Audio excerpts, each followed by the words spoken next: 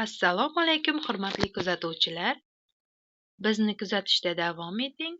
Biz esa yangi xabarlarni ulashishda davom etamiz. O'zbekiston Xitoydan arzon tovarlar yetkazib beruvchi Temu platformasiga sanksiya kiritdi.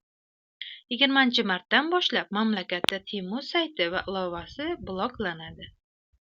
Aholiga bu platformadan buyurtma bermaslik, hali yetib kelmagan tovarlar uchun to'lovni esa qaytarib olish tavsiya etilmoqda. Marketplace'larning hisob-kitoblariga ko'ra, o'tgan yili o'zbekistonliklar Temudan jami $10 million undan ham ortiq narxdagi tovarlarni xarid qilishgan. Temu Marketplace favqulodda arzon narxlar bilan ko'plab mamlakatlar bozoriga katta tezlikda kirib borgan.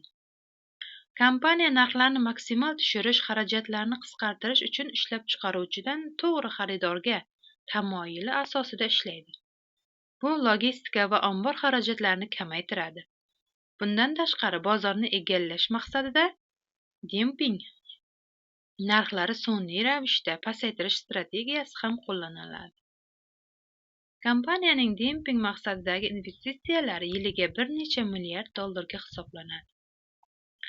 Temuning O'zbekistondagi faol e'tibor qarata boshlashi 2024-yilning ikkinchi yarmiga to'g'ri keldi.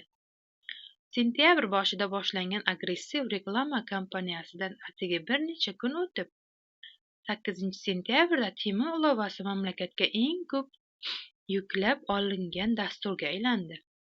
Bu yutuqqa erishishda platformaning asosiy quroli juda arzon narxlar va ijtimoiy tarmoqlardagi targetli reklamalar bo'ldi.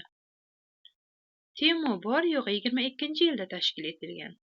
Yangi kompaniya bo'lsa-da, 2 yil ichida jahon bo'ylab o'nlab bozorlarga kirib ulgurgan. Har bir yangi bozorda u bir xil strategiya qo'llaydi. Reklama va marketingga katta mablag' sarflaydi.